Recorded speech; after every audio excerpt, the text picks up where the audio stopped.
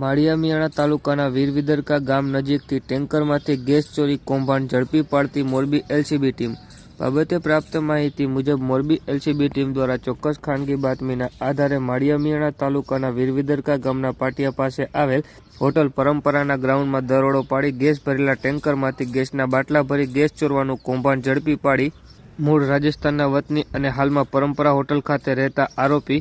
સાજન શરીફ ખાન પઠાણને ઝડપી લીધો હતો. આ દરોડા દરમિયાન પોલીસે સ્થળ પરથી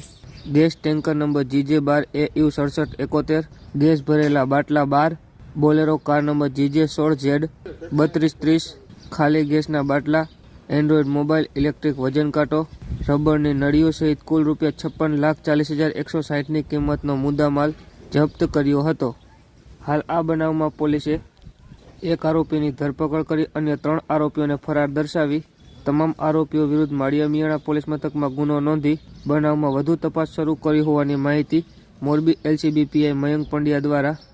શનિવારે સવારે 10 વાગ્યે આપવામાં આવી છે.